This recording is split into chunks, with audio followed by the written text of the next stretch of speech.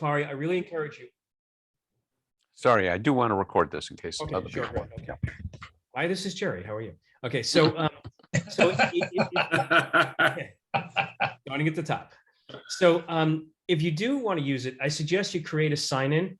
It's free. You just create a sign-in and a password, and then it'll save your where you've been, so you can go back and, hey, what was that thing I was looking at? You can go look at the history there. And it also, you can save bookmarks, and you can save projects if you even want to do that. You can do things like that. So the power of it is in how linked everything is. Everything's connected to everything else.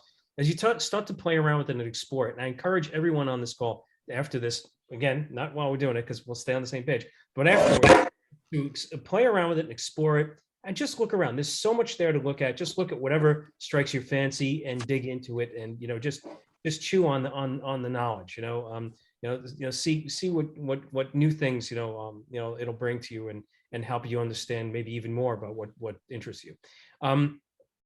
They do something called source sheets. They spend a lot of time on that. Source sheets are something that largely used for educators, but anyone can use that.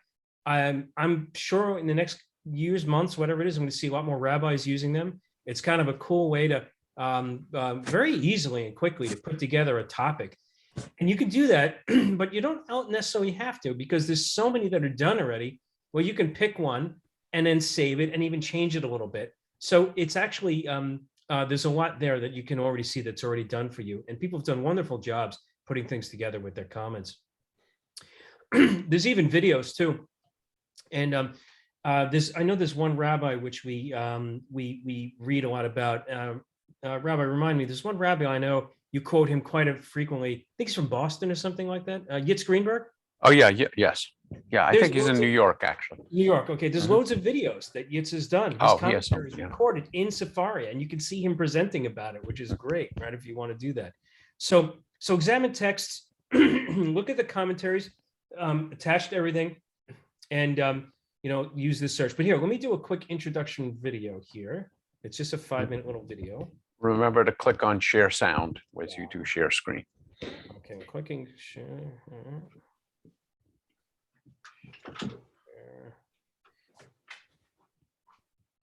right. Okay, do you see it? We see it. All right, now let me know if you can hear it. Can you hear it? Yes. Yeah. Needs to be a little louder. Was destroyed. There isn't a central temple. Instead, you have a kind of portable temple, and that is the Jewish library. Torah, Mishnah, Talmud, books of Midrash. These texts are the source of Jewish peoplehood, of Jewish culture, of Jewish law, of Jewish values. What you have is this just flowering and flowering and flowering of human investment in the divine word. It's just layer upon layer upon layer of commentary and conversation. And the ability to wrestle with them in every generation. That's the essence of who we are as a people. I personally think it's one of the jewels of human culture that we now have and we have to bring on to the future. We're now living in a digital world, and we are the generation who's been charged with shepherding these texts, this ancient tradition, into a new digital era.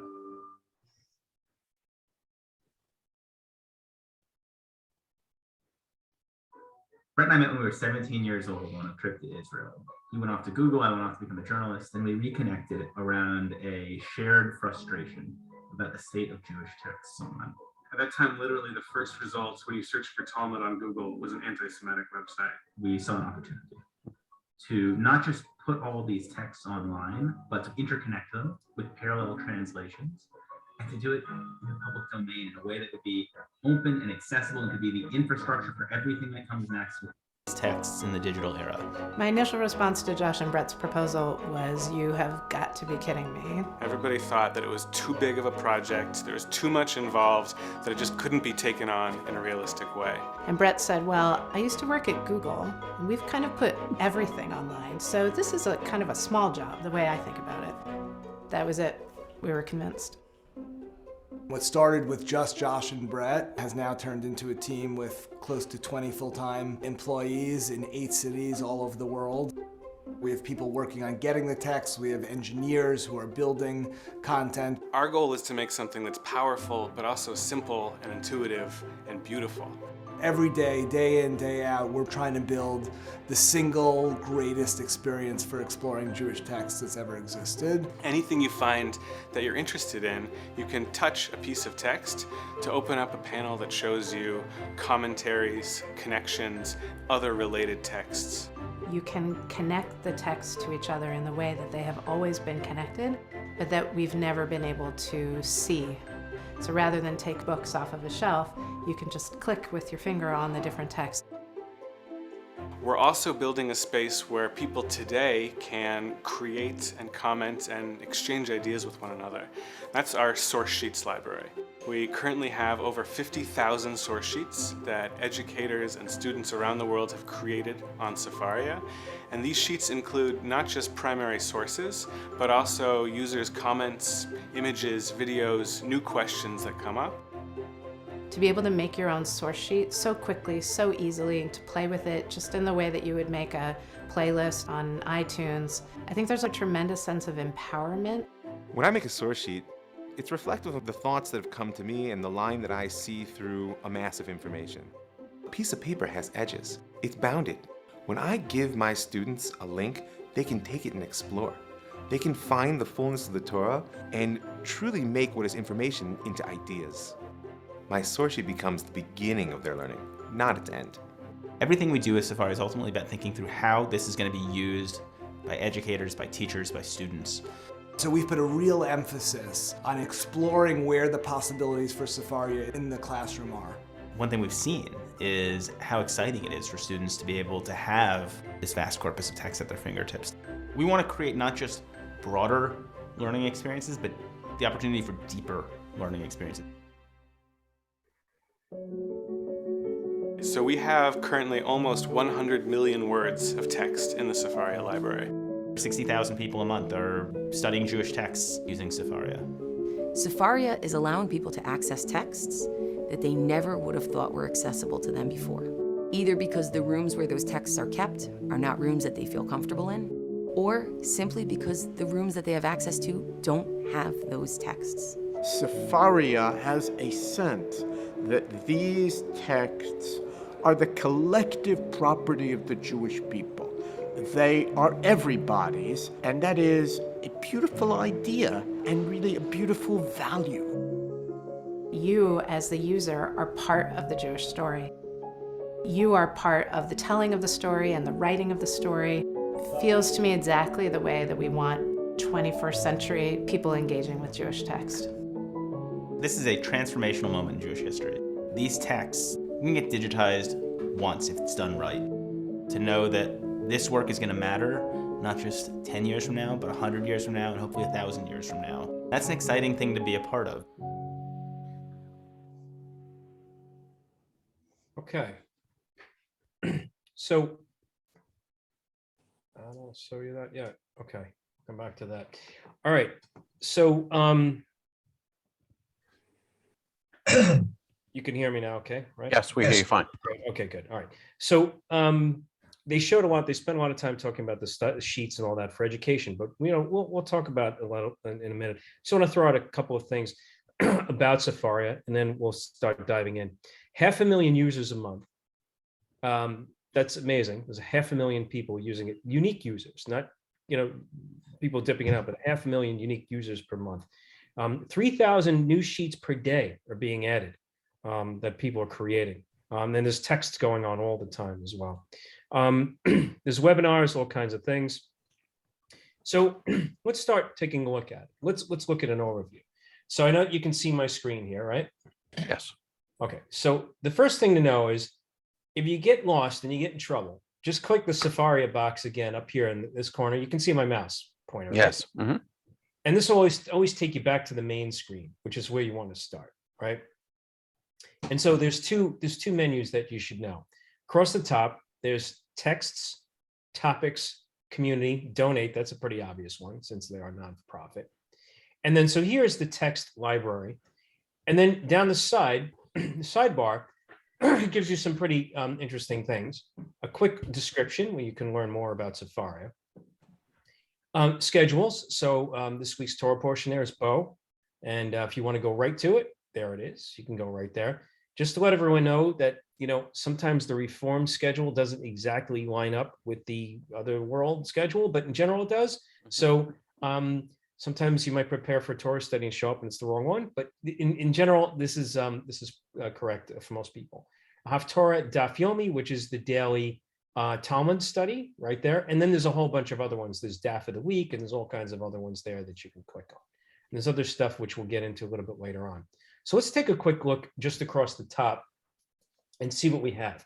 So coming down here, let's take a look at the library. This is the main area. And so here, we're looking at Tanakh, okay? So Tanakh is, of course, the Torah and the writings, of course, and prophets and the whole book there. So Tanakh is Bible, just because Bible, yeah, right. Thank you, Rabbi. Yeah. Tanakh just is Bible. And so actually, if you want to know what that is, well, here it is. It's Torah, which is the 5 books of Moses. Actually, here's the acronym over here, by the way, right? Nice. Torah, Nevi'im, and Ketuvim, right? So for Nevi'im for prophets and Ketuvim for writings, sorry. So here's your 5 books. Here's all your prophets, of course, here. And it's all in English and Hebrew, as we'll see in a minute, and all the writings. So everything that, you'd have in, say, like, a full, JPS Bible, whatever. One for you. Hold on, I'll mute her. No problem. Oh, okay, thank you. Got it. So, and then, of course, there's the commentary, which we'll talk about a little bit. A lot of this is in English, which is just wonderful. There was a time where I could not even get Ramban on a computer. Never mind, couldn't even get it in English. Now, not only is it on the computer, it's all here in English and translated and completely free and searchable. So it just blows my mind, which is just really, really awesome to have this here. And it goes on and on. Some of these, of course, I've never even heard of. Ralbag, if he's one of your favorites, there he is. And so it goes on and on and on. I mean, look at the depth here is incredible. It's a little overwhelming. So let's not go down too far. And I just want to point out one thing you skipped over was some ancient, they're called Targum, and those are Aramaic translations of the Bible. And so these are the English, I presume they're English, the English translation of the Aramaic translation. That's right. Yeah. Well, I haven't actually checked it to see if it's English, but yeah. No, there is.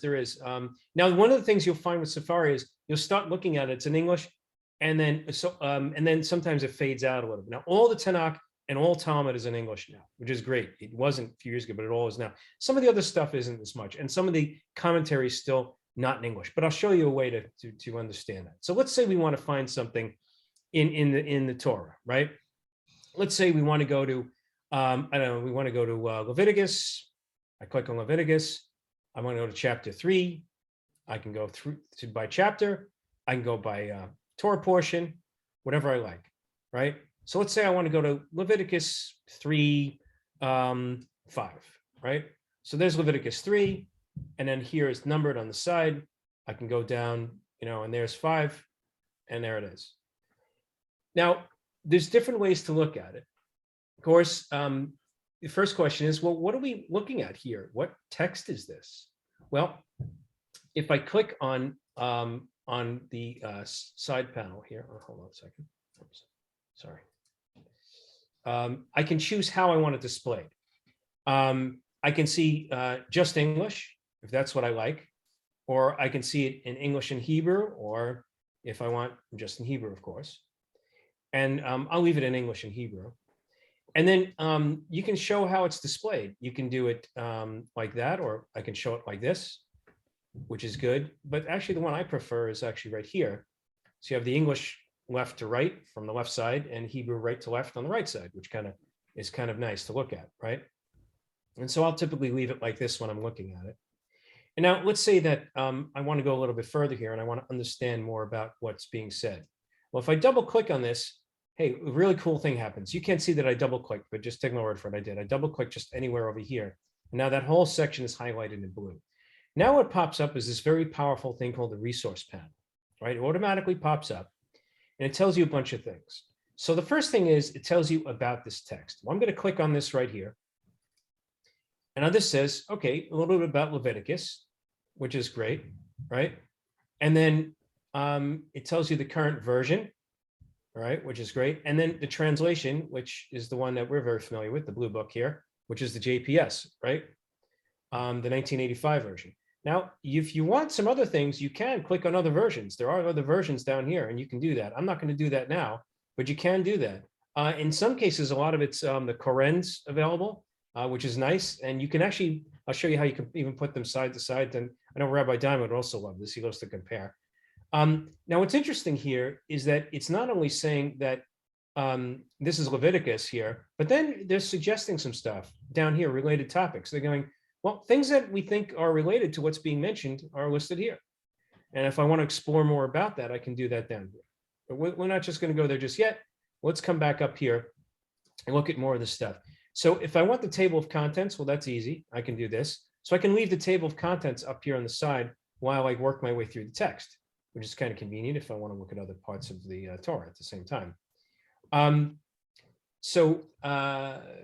Yeah, translations. Okay. So here I can select the translation. If I want a different one, I can look at the 1917 JPS. If you like thous and these, and you're a big fan of Old English. I'm not a big fan of Old English. I believe in understanding and not, tradition to the point of suffering. So, one of the things I wanted to point out, here we go. The whole Quran is on here too. And this is a nice version. It's good to look at. I look at this sometimes to get a little bit of a different view. So these are different publishers and different translations. If you're wondering about the English and you want to get other translations of the same verse, that's helpful. You can get that right here. And I want to point out that this is all open source. Everything on Sefaria is open source. And what that means is that you can quote it. And if they're requiring you to quote a source, they'll show you that. But so if you want to use this in any kind of presentation you're doing or anything else, you're free to use all of it. It's open licensed, and you can do that. Now, so let's say that, okay, I wanted to learn a little bit more about what I'm reading here. Well, so here's related text. So commentary, there's 27 comments, and the EN means there are some in English. It might not be a lot, but there's some. There's some Talmud. And that's just on the verse that you've clicked, I want to point out. So it's just Leviticus 3, I guess 5. 3:5. We can find 27 comments on that verse alone. So let's take a look. Let's click it. So here you can see that on this particular verse, there's the ones that are in bold are commenting on this verse. The ones that are in dark mean that these are commentators in Leviticus, but not on this verse. They just didn't have something to say, or it just it's just not published here. So I want to pick one where it's in English. So let me just go to a different one here. Let's see. I'll show you actually kind of it. So while we're doing this, I'm going to do something interesting. All right, so I want to jump to a different part of the Torah. Well, what's a fast way to do that? Well, in the upper right-hand corner is the search box. And this search box is actually very powerful. I can search for a number of things. I can search for Leviticus if I like, right? And there it is. And it already popped up. So spell check there. So I can just do that and I can go right to Leviticus. But I can do something even better than that. Or let's go something else. What if I want to go to Genesis, but I want to go to the third paragraph of Genesis, GEN 3:1. And it can take me right there. I'm sorry, wait, hold on. Caps lock, that was a problem. Gen 3:1 should do it. Yeah, there we go. So it can take me right there. If you want to go directly to something in scripture, you can just type it straight into that box and it'll take you right there. I just discovered that this today. It was great. See, I took this training class and I learned something, which is really nice. And this is this is incredibly fast, because sometimes, we're on Saturday morning here, we're talking Torah and somebody mentions it, and then you want to quickly get to it. Hey, this is amazing. You look how, what did it take? A quarter of a second and boom, I'm right there, whatever I wanted. Now there's a lot more commentary here because we're in Genesis. Okay, so I clicked on this paragraph to get the panel to pop up. I click on commentary. Now we get some Rashi going here. So let's click on Rashi, and there's some Rashi, right? And so Rashi's making comments about it, and what he's got to say about it and all that. Now, let's say that I want that to stay there now. I don't want that to, click away, which it'll do as soon as I move. As soon as I move, it's going to go. But look what it'll do. It'll move and stay synchronized with the text now, right? So now I'm in 6. I scrolled down to 6, and now it's showing me the comments on 6. It's keeping them there. I had an app that I got on my iPad, which I paid considerable amount of money with the JPS and with the Jewish Publication Society. What is it? I forgot which one it is that synchronizes the commentary with. This is doing it right here. It's just, anyway, it's kind of cool. If you're really into this stuff, I guess it's cool. And so, but I'll show you something else that you can do. I can click on open here, right? And I'm going to open this up. And I don't know if I can widen this no, okay, yeah, I'm just making it bigger, but you're still seeing the same view, right? Yeah. Okay. So now it winded up a little bit. And so now here's a comment. When the woman saw that the tree was good, and when the woman saw, she approved the words of the serpent, they pleased her, and she believed him. And so he's quoting Genesis, and now this is Rabbah 19:3. Well, Genesis Rabbah 19:3 is Midrash, and it's the Rabbah books that were written, 3rd century, 4th century, maybe? Something like that. Later, I think. I think Later? they're post-Talmudic. Oh, Tenhuma was earlier, right, yeah, right. Okay, so let's say early on, anyway, a while ago. If I want to see that, I can click on that, and it'll bring that up. And here it is. Now, notice it's a lot of Hebrew, but if I scroll down, there's the English. So now here's the Midrash commenting on Rashi's comment here, right? From here on the Torah section. And you can just, as you can imagine, it depends on how wide your screen goes. That's how many times you can do this. You can just keep going, which is just outrageous. You don't have to do all the stuff. You could just stick with just the Tanakh and read that, and that's fine. But if you want to see comments from some of the great commentators in history, and even things related to that, you can keep doing that. I'll go one even further. How do we do that again? How do we open up one of those things again? Yeah. Okay. So I'll back out and I'll do it over again. So I'm all the way back out here, right? Yeah. And the first thing I did was you see my cursor is, and I'll come down here and I'll just double click that. I double clicked on 7, and then it popped up. The resource panel opened up automatically. Okay. Okay, now. No, you just want to single click, I think. Yeah, you want to single click. Thank you. Yeah, because I'm going to talk about double clicks in a minute. Thank you. So you single click, and then the commentary comes up. Okay. And then I click on the commentary. I click on Rashi. There's Rashi. Mm-hmm. Right. Yeah. And I can leave it there, and then I can keep going. I can go. Yeah. If Rashi mentions the source, then the source is hyperlinked, so you can click on the source, and then that Rashi's quoting. And then that will take you to where Rashi is taking. In effect, what this is doing is what Rashi did. Rashi knew all of this, if not in his head, in his scrolls. So what he was doing was writing a place to look, which is like Jerry's comment that this is really, what art is imitating life or something. So Rashi gave you kind of a brief overview of what all the Midrash is saying, because he had access to the full Midrash, and now so do we. Yeah. Wow. Which is just amazing. And actually, it was in his time that it was first published, right? Wow. So, yeah. This is incredible stuff. And so now, I'm expecting now in the next coming weeks, we're going to be talking. All of a sudden, somebody's going to say, "Well, Midrash says this," and I'm going to, "Oh, I know you're looking at Sefaria now," right? Because there it is. And it's just gonna deepen the conversation, which is wonderful, right? And it just keeps going on with a hyperlink. So, down toward the bottom of the screen where the Midrash is quoting Proverbs, I presume you could probably jump into Proverbs. Yeah. Oh yeah, you can. Yeah. And right if here. I open up Do a that fourth, again. yeah. There So it now is. we've got a fourth. I'm running out of room, but yes. yeah. So you can slide it back and forth at some point. And there's Proverbs, and here's that related to this, related to that, related to that. Which is just, it's mind-blowing, right? And I'm not sure what they're trying to say. Oh, do not give you strength to women, your vigor to those who destroy kings. Okay.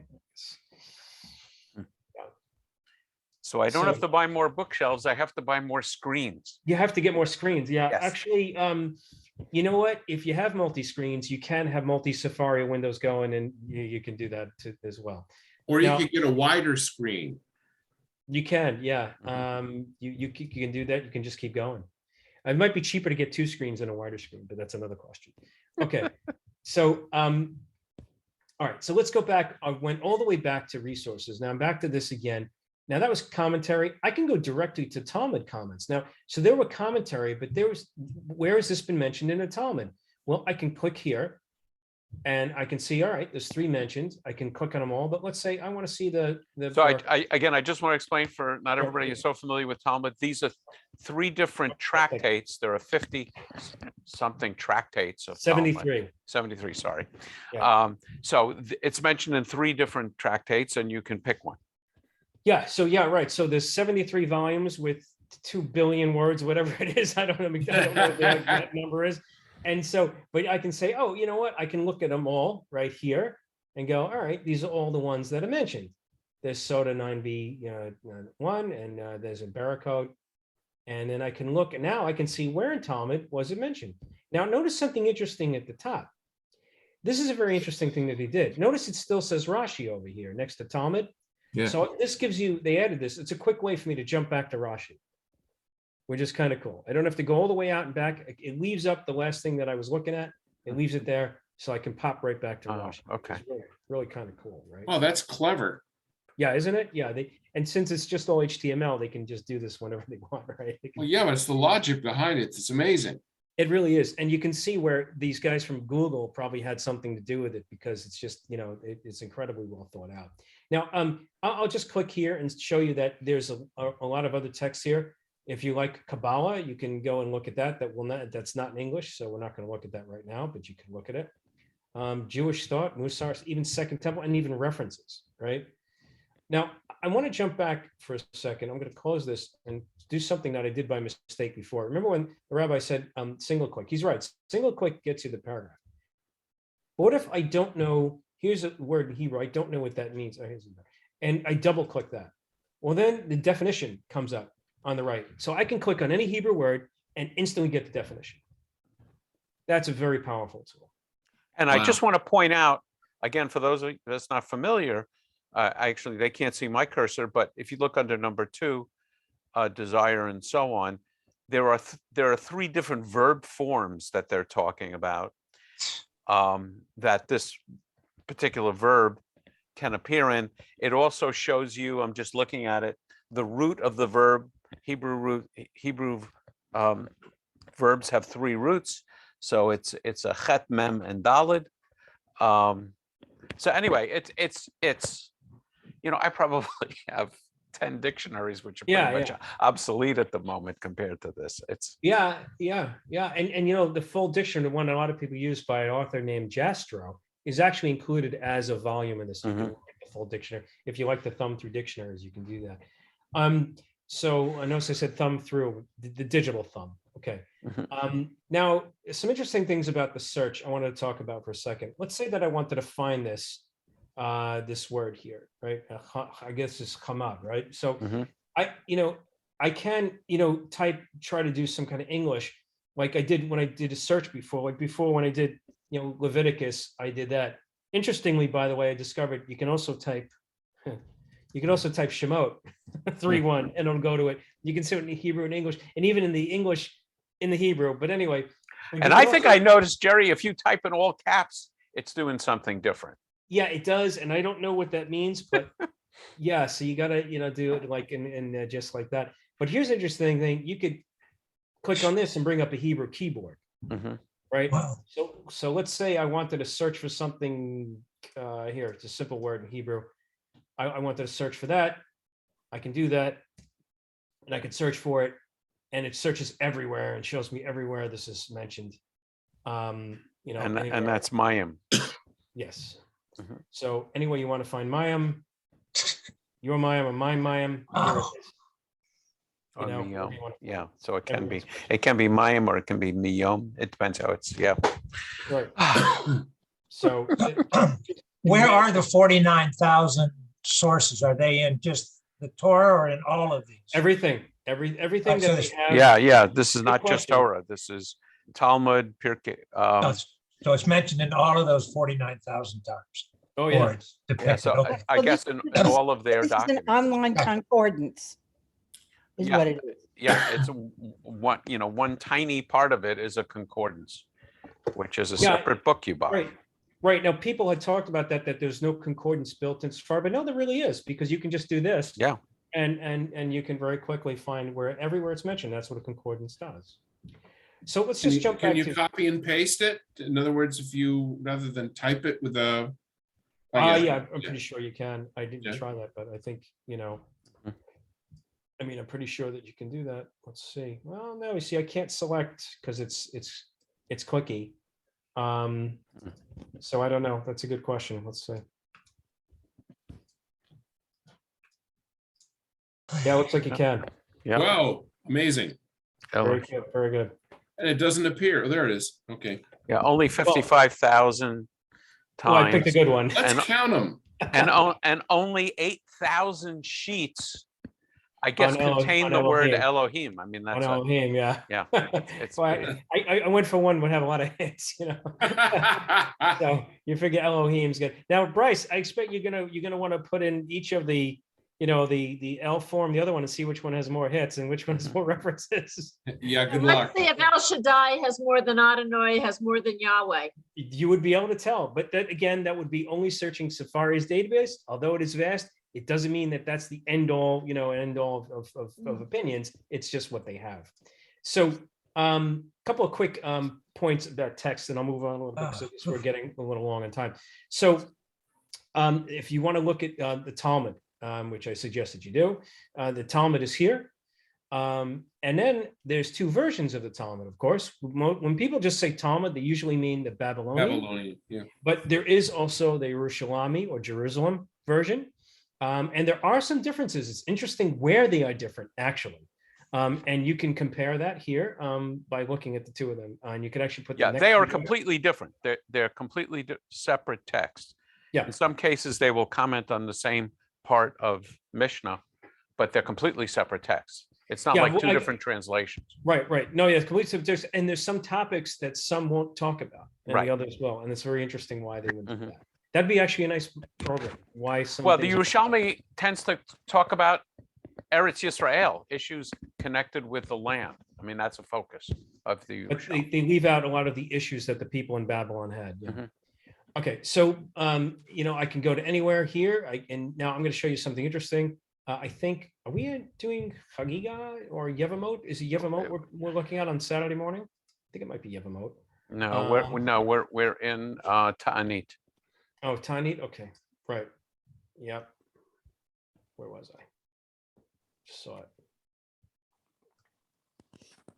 I'm getting dizzy, Jerry. Yeah. Well, let's just say we're here. Yeah, Okay? yeah. It doesn't really matter, right? Okay. So I'm here, and I'm here, and this is what I'm looking at in Talmud. So it's all here, and here's the English.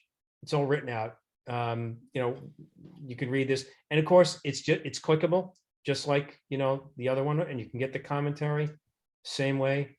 I can look at Rashi's comment here. It's just in Hebrew. It's not in English. There wasn't an EN there. So you see, there's not, when it comes to commentary, there's less. And I want to point out something very important. You can see a little bit of Hebrew and a lot of English, because again, the stuff that's not in bold is someone's commentary. I don't know if that's Steinsaltz in the Davidson Talmud, but if you were just reading a literal translation, it's almost impossible to follow. It's not Steinsaltz, by the way. I can tell you, I know it's not Steinsaltz because I've looked at it, and you can see down here it's Koren, William Davidson edition. Yeah, it says commentary by Evan Steinsaltz. Okay. Oh yeah. Okay. Yeah. So anyway, but the point is, Right, it's possible to follow.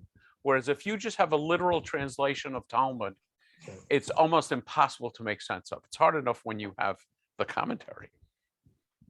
Yeah, I can only tell you that sometimes when we're looking at the Steinsaltz, the PDFs that we have, and I'm looking at this, it's not the same. Oh, and I have another Steinsaltz, which is also different. Oh, okay. So it's different Steinsaltz. Yes. Okay, Steinsaltz wrote a lot. Thank you. Okay, Yes. good to know. That was driving me crazy. Thank you for answering that. I was wondering why that would be different. So, okay. So there, there's Talmud, easy to find what you want. Again, there's some commentary, it's not always going to be a lot in English here. This is indicating that there is some English to this one, which is great. And that's great. So you can get some side comments there. If you click on it, you can see what the source is of that information. Okay. All right. So now, interestingly, they also have up next to Tanakh, they have just the Mishnah, which is the core of the Talmud, actually. So you can look at that. Going down a little bit, Midrash. Wow, this is just one thing, and then all of this is under this. So here's the full Midrash Rabbah in English, which is and it gives you a little description. So it's a comment on the Torah and the 5 Megillot, sorry, that are everything after that. So it's amazing that that's all there. There's also the older one. I actually prefer this, actually, the Tenhuma. Again, I've bought all of these books and the bookshelves full of this and stuff. they're completely Here it is. separate collections of Midrash. Yeah. So they may cover the same material, but it's different rabbis from different centuries, basically writing. It's really sermonic material. They're giving sermons on different sections of the Bible.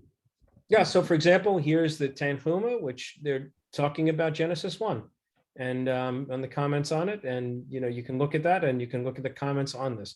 And so Midrash is great, to add some color, to flavor, to what you're doing. Because I mean, look, can you imagine you're reading all this, and they just, these are very literate people. They just had to, write about it and put down what their thoughts were about it, and that's what they did. That's what Midrash is. It's not the Torah. It's a separate document. It's commentary, effectively, but they're stories, and very often they're elaborating in stories to make a point. They're not to be taken literally. They're often just stories. This is a separate topic to discuss that, but just say that it's all there. Now, a couple of other quick things. I'll touch on these quickly. So anything you might want to, like, for example, sometimes we talk about halakha, the rules, and if you halakha is Jewish law. Jewish law, right? Thank you.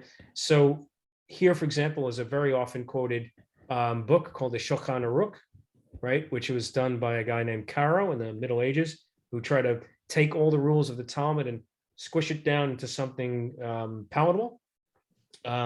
This, I would say, is the core belief document of a lot of Jewish groups, right? When it's not belief, but rule book. That's a better word. And what you're actually pointing to is a sort of a summary of the most important elements of Shulchan Aruch. It's the Kitzur Shulchan Aruch. Kitzur means small. The Shulchan Aruch is enormous. This is sort of a one single volume size document. Right. Yeah, and there's a little description here on the right. It tells you all about it.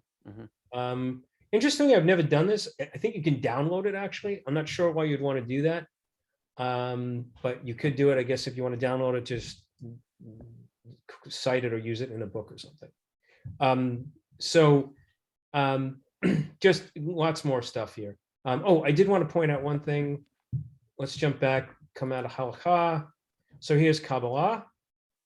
And I know we have some fans here of the Zohar. So let's take a quick look. I'll pick this one. And so I can look at any part. I can look at the introduction to Zohar. There's a whole thing here about what it's all about. And you know what? I couldn't even buy anything like this in English just a few years ago until Daniel Mott, or Moat, or however you say his name. Matt. Daniel Is Matt. this his translation? Yeah, I think it is. Let's see.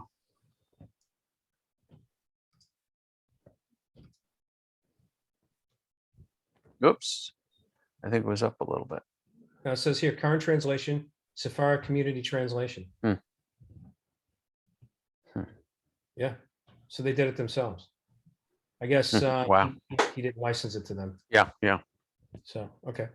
Anyway, so it's all here. And if you want to dive into Zohar, you can do it. And there's commentary, and it's linked back to things like in the Tanakh, into the Bible, so this is great stuff. It's all right here. So now a couple of other things here, even philosophy, Musar, I know that's something a lot of people like to read about, more responsa, so rabbinic opinions, and even reference down here, which if you want to look, like, here's Jastrow, we talked about him before. There's a dictionary of words right there. That's the dictionary that when you click on, that's what you're getting. So I'm going to jump back and just not spend too much time on this because of time. So I'm going to jump back up here now. So we were at texts, sorry, and we looked at that. Now let's look at things. What if I don't, I don't know, like, in the text where I want to find it. I want to look at a topic. I want to look up something like a specific topic, like I want to look at holiday, right? and I want to learn about, what do I learn about here? Let's say, oh, sorry, hold on. Well, it doesn't really matter, I suppose. I want to learn about Rosh Hashanah, Yom Kippur. I can just click on it here, and it's going to load all kinds of sources, information that mention that. So here right away, I wanted to learn about Rosh Hashanah, and it says right at the top, Rosh Hashanah is the Jewish New Year, okay. And then it says, here's where it's mentioned. We're talking about it in Leviticus, and here's the sections in Genesis, etc. And then you can see where it's all cited, all the information. Will it go down and go, that this is all Torah? Okay, so there's Psalms, Numbers. Well, so then we can filter it, right? You can look at it by chronologically if you like, instead of now it's okay. So now we got Genesis. Yeah, so now it's in the order. Yeah, which is very useful actually, right? Now on the right, I may want to explore other things similar to that. I want to learn more about the shofar, or even just in general about the high holidays. It's all over here. Interestingly, this is a new link that they just posted. There's material in the National Library of Israel. You can click on this link, and it'll actually. Well, let's just quickly jump over there, right? And here we go. Oh my so gosh. Here's, and here's information from the National Archives of the Library of Israel about this holiday, and all the material that they have. All the research information, etc., is right here. And the cookies are kosher, I think. They are kosher cookies, yes. Yes. Okay, so back up to topics. If you don't really want to just page through it, you can go right down here, and here's all topics A to Z. Beautiful day in the neighborhood. Yeah, beautiful day in the neighborhood. There you go. There you go. That is a topic. So somebody put together a sheet. Yeah. And what does Noah or Noach and Mr. Rogers have in common? So you can click on that and find out.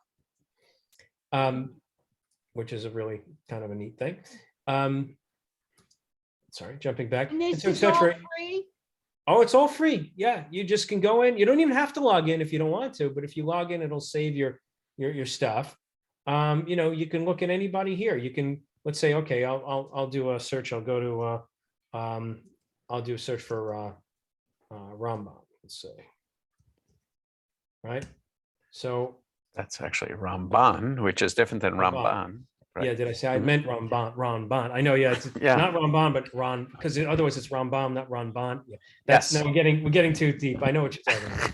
But so this is Ramban, and this is Nachmanides, right? So one of the problems, let me just point out, Jerry, is it says Chidushei Ramban on Shabbat. Chidushei means innovations or teachings. Yeah. So one of the problems of all of these texts is it assumes a certain level of vocabulary. So I guess you just learn by playing. I guess so, but you know what? You can just you can just look at the Tanakh and Talmud all day long, and you probably don't need to know a lot of that stuff. Yeah. But when you're getting a little deeper into it like this, then you might, well, look, I can just click on Ramban on Torah, and I can go, oh, well, he's commented, and let's see what, I know he had a lot to say about in Exodus and Numbers. So I click on Numbers, and I click on chapter 1, and here's what he had to say about it. He's one of my personal favorites, so I do quote him quite a bit and look at his stuff. So there you go. And again, I can go even deeper than what he's done by, clicking on it. Then, I can learn more about, seeing if there's any comments or things here. So in this case, there isn't, but there is actually in Tanakh. Yeah. So there you go. So what do you do with all this information?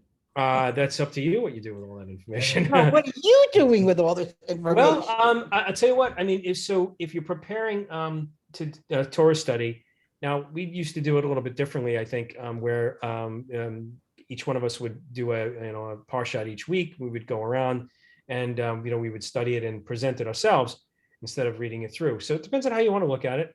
We would do that. So a tool like this is invaluable for that. If you're preparing to study a section of the Torah, this is great. Or let's say you just want to learn more about a holiday that's coming up, you can look at it there. Or you know what, you just want to learn just more about some aspect of Judaism, you can just start looking through and paging through. It's a massive thing, a tool that has never really been available before. So what you do with it is actually still undecided what people are going to do with it, because it's still kind of a new thing. And Jerry, you should mention you can download it to your phone. You can, yeah, I was going to mention that, actually. Thank you, Cheryl. Not only phone or an iPad or any other Google device. So if you want the whole Sefaria, There's an app. I don't know if you can see my phone there. Mhm. You see it? Yep. There it It's is. online. Where is it? What? Yeah. Where's your phone? Yeah, it's just an app you can download, I presume both in Apple world and Yeah, I Android don't world. think the whole thing will actually fit on a phone. Oh yeah, No, but it's does. web-based. No, No, what I'm that's- saying, no, what no, I'm no. saying is you're not downloading. No, the I did. whole- No, yeah, yeah. no, Bryce, it did. It's Really? like it's like around a gig or 2 gig.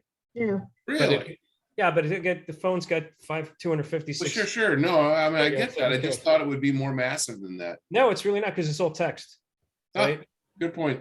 So yeah, so now the images and stuff like that you're not getting. It's the functionality is not as vast, but like here's the main screen. So yeah, I can be on an airplane in airplane mode, and I've got the full Torah, Tanakh, Bible, everything right on my phone. Wow. That's interesting. Yeah, yeah. Here's your Zohar right here, everything right there, and it's So saved. what do we do with all those books in our libraries? That's a good question. I'm wondering that myself. If you come up with an answer for that, please let me know. Could you look up prayers for flying in an airplane? Yeah, they're here. They're here somewhere. Where are you headed, Bryce? Well, I'm not. It's just that he talked about being on an airplane with Right. his. Okay, so let's just jump back to this stuff here. So we talked about text and topics, which is great, right? And then community, which is, I'm not going to get into this because we're running out of time. We only have a few minutes left, but this is all stuff that people have getting, and it's great. You take a look at this stuff. Here's something somebody wrote: democracy in the Talmud. Where do we find examples of democracy in Jewish tradition? Talmud Halachak, the legal text, and the sheet are a great place to start. So somebody actually addressed that. So if I actually go and search for democracy in the Talmud, this would actually come up because it's all indexed, right? Now, this is just one sheet of what I think there's 60,000 sheets or something. So there's a lot of information here. So while we just have a couple minutes left, I want to show you some interesting things. There's one section left. On the right side over here is resources. Mobile apps, this is a link that'll take you to the thing to download on your phone, whatever. So if you go to this web page on your phone, you can click this and go right to it. Or like, for example, if you have an iPhone, you can just go to the App Store and type in Sefaria, and there it is. It's free. Teach, work, collections. I want to just show you something really interesting called visualizations. Now, this is a very interesting thing that they've done here. Somebody's actually done something really cool. I'm going to click this and show you what they've done. Now, what this is an absolute complete, talk about indexing, of all the connections between Talmud and Tanakh. So let's say that I want to see everywhere that's any section of Samuel is connected and where it is connected in Talmud. I can just move my finger along here, my virtual finger, and it shows me, I don't know if you can see that. Can you see that? Yes. It shows me where that's mentioned. And you can see like there's a lot of thickness here. And well, so a lot of stuff from Numbers goes right down to Sanhedrin, right down here, right at the bottom. So you can see, okay, that means there's a lot of that. If I look at, if I look at, Exodus, I can see there's a lot going down to the Yoma, which is a section of Talmud, right? One of the things, those of us that were in Talmud study with Rabbi Lisa, if you studied, found a lot from Job. So over, like 3/4 of the way to the right is Job. And you see a big link to Bava Batra. That was the material we were studying that had lots and lots of references So now to the let's book of click Job. that. I click that, right? And it zooms in. So now here's just Job, right? And here's all Job's references in Talmud. It looks like there's a big chunk right over here. This is all, like you said, Bava Batra. It's like somewhere in 14, whatever it is. This is all Bava Batra, right? All Job's going to Bava Batra. That's what we studied. Yeah. Right? And then it takes me right to it. And so now I'm in the heart of Bava Batra, but I know this is going to be all about Job. And as you can see, there we go. And the Satan went out from the presence of the Lord, and it's referencing Job right there. And here is the section that I referenced right there. Yeah, this is an unbelievable way to connect like thought patterns in sections of Tanakh to Talmud and back from Talmud back to Tanakh. There's never been anything like this before. It's completely revolutionary.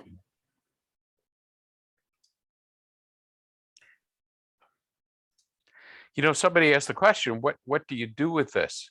And it reminded me of one of my favorite quotes from Rabbi Abraham Joshua Heschel, which talked about the reason for learning. And Heschel said, the Greeks learned in order to apprehend. Namely, the purpose of learning was to acquire knowledge. He said, Western man learns in order to use. So the idea of Western civilization is we want to learn something to build a better mousetrap. So how can I use this information? And he says the Hebrews learned in order to revere. So we engage in this kind of study just to say, wow, you know, look at the wisdom, look at the depth, look at God is speaking to me, look at, you know, the 15 different dimensions of one word. That's Heschel. Yeah. So brilliantly said. And so this kind of visualizes that in a sense, like what somebody sat there and said, well, what does that look like? What do these connections visually look like? And this is what they did. So there's more of this stuff. I'm not going to get into it. You can look at it. There's more graphs and other things that you can play around with. They have too much time on their hands. Well, no, you know, so there's developers, there's a lot of programmers, developers who are paid by the not-for-profit to do this work. So they're doing that. And you know what? You got to look at it this way. No one could look at all of this stuff, right? But there may be one little piece of it that you're interested in, want to look at. And for that one time, that one thing that you looked at, there's 500,000 other people looking at something else at the same time, just like the internet. You know, that's really what the power of this comes down to. So could you show us one or two sheets just to give an illustration of what that is, Jerry? Okay, sure. So let's go to community. And when we were looking at democracy in the Talmud, that's kind of interesting. By the way, you mentioned Yitz Greenberg, right? Mm-hmm. No, what happens if I'd mentioned him? Yeah. Mm-hmm. Okay, but if I put him in here, I know there's some sheets. Or see, spell check change Yitz. Well, it's Irving Greenberg is actually his name, but yeah, it might. Let's see. That's pretty good. Oh, there he is. Yeah, there he is. Okay, so here he comes. And it may take you to Hadar because he's one of the rabbis at Hadar. Yeah, and here's all this stuff here. Here's everything that he did.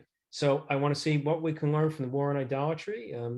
Great, the mighty, and awesome God. What Exodus replaces Krish? Okay, Moses narrative. Let's see.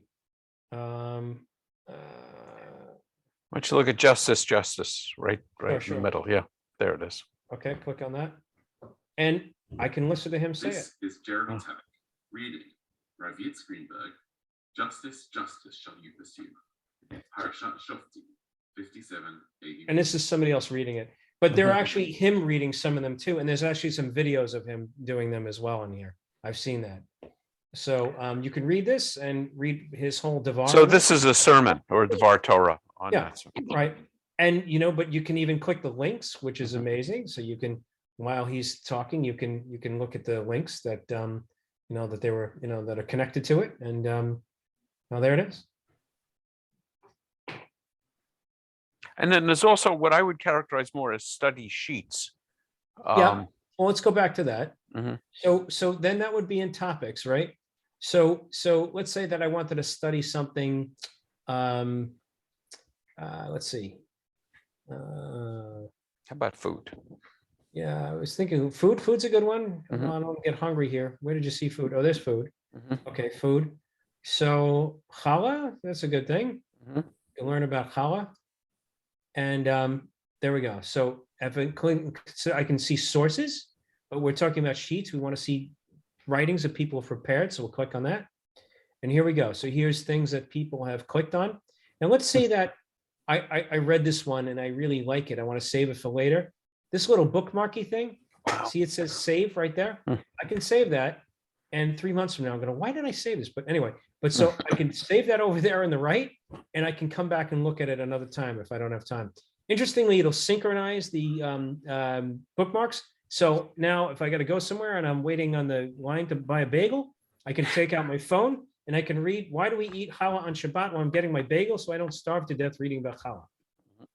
So you can do things like that.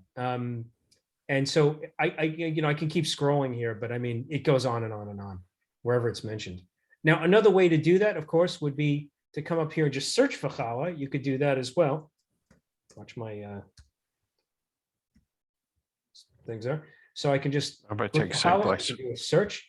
So what I can do this, it's going to take me right back. That's right. It took me right back to the same place. It's another way of finding the same thing. There you go. So now, I can more generally look for this challah in terms of other things like, well, challah, challah, I don't have enough water. Related to Shabbat, I can do that. And I can look at sheets specifically that are under the topic of Shabbat that mention challah. Richard, Jerry, Richard asked the question before he had to leave. When people add text, is there any vetting? And I was going to comment.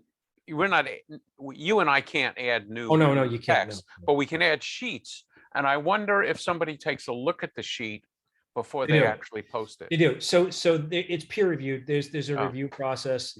This is not a wiki, meaning that for those who don't know, a wiki is something where anyone can edit at any time, like Wikipedia. No, this is not that. This is closed. It's open source, meaning that you can quote it and everything like that. But no, everything goes through a review as it goes in, because otherwise, it would be a mess, really. And as a matter of fact, it's interesting because you look at one of the reasons that I don't know if you noticed in the video, the guy from Google, he said one of the reasons he wanted to do this was because he looked up Talmud on the internet, probably Googled it. And one of the first things he read was actually something anti-Semitic about the Talmud came up, and he said, I can't have this. This is no good. So that's one of the reasons that he felt motivated to create an environment where you could look at things. So with that, keeping in that mind, he would then, of course, there's security to prevent, things like that from creeping their way into something like this. So this is all through their filter. Now, so then you got to say, well, who is Sefaria? Because then it really matters, right? Well, Sefaria is a pretty good organization. You can read about who they are. I think they're based in New York.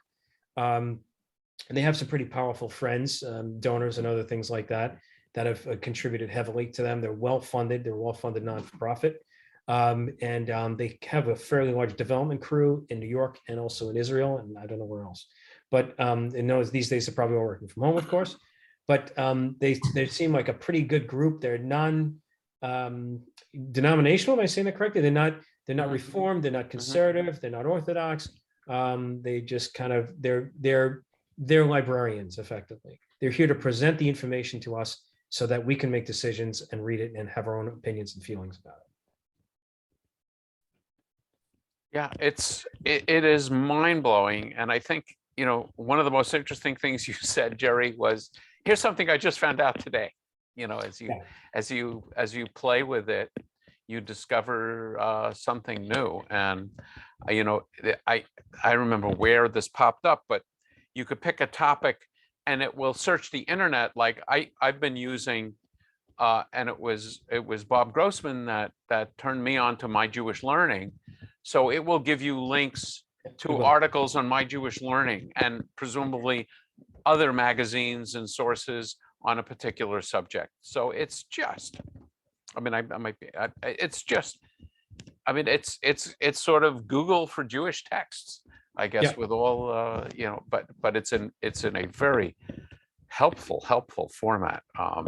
Yeah, and I had one comment to that, Rob. What's great is that there's a lot of it in English now, right?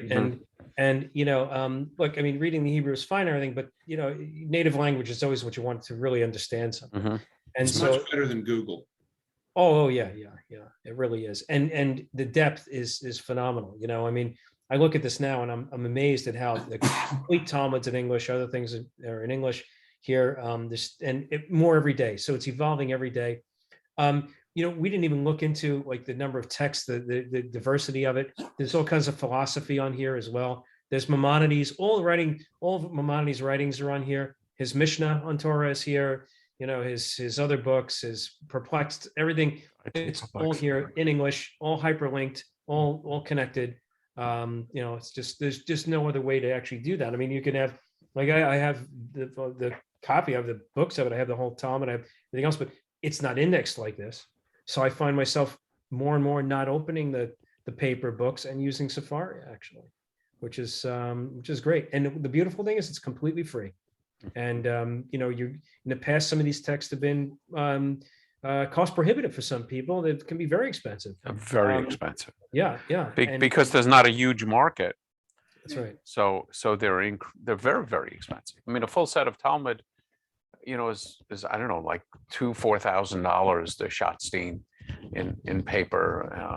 The last time I looked, it was over $3,000, and that was a while ago. Yeah. Well, no need to buy it. Here And it you is. need a huge, I mean, I would have bought it years ago. I don't have room to put it up, And you and I need a really don't strong need it. shelf. You need a thick bookshelf for it. Yes, It's very yes. heavy. So, all right. Anyway, well, thanks so much for listening. I hope you explore it and, bring it to Torah study and Talmud study, and, hope it enriches, your learning. Thank you so much, Jerry. Yasha Koach. Yes, Yasha Yeah. Koach. You may want to cut out the screen sharing so we can see each other. So thank you. I've been recording it, and I will send out a link to everyone on my list that missed tonight, and they want to see this recording, including Rabbi Diamond. I just think it's a great resource, and the things that are so mind-boggling are the things you don't know exist. It is a joy to uncover this treasure, and we thank you, Jerry, for doing it. Yep. And I don't even have to tell you to go shovel your walk because it's not snowing there. Well, Friday it's going to snow. Is it? Yeah. Okay. Okay, everyone. So thank you for coming. I do have a class on Wednesday on Judaism and Christianity. So maybe I'll see some of you then. And again, Jerry, thank you so much for taking the time to prepare this. It was truly a wonder. Yeah, it is my Hope you enjoy it. Yep. Thank Okay. you. Have a good evening, everybody. Okay.